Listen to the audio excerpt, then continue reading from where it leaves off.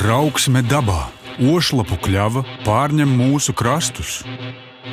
No dārzu rotas ošlapu kļava kļuvusi par iebrucēju dabā, kas tagad veido savus noteikumus. Nešpatnā amerikāniete ieņem teritoriju pēc teritorijas. Tā padara palieņu mežus vienveidīgus un noplicina sugu daudzveidību.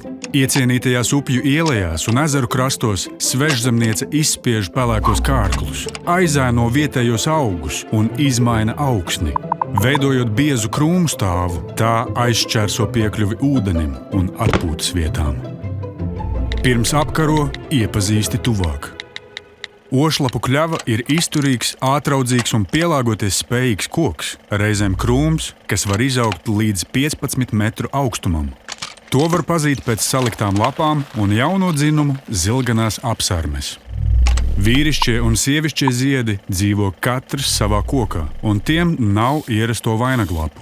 Sievišķajam kokam ir spārnēni augļi, ko veiksmīgi izplata vējš un ūdens. Arī bojāts vai nogāzts koks var dzīt atvases un apsakņoties no jauna. Un šeit ir 3 veidi, kā apturēt ošlapu kļavu. Izrots. Derēs cīņai ar nelieliem kociņiem. Jaunus iespējams arī izraut. Galvenais – neatstāt saknes. Nozāģē.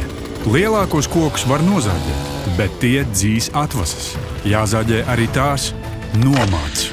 Pēc nozāģēšanas celmus nosegt ar mulču un melnu plēvi, lai neļautu dzīt atvases. Atsaucies trauksmei dabā un glāb dabu. Vairāk invazīvs.lv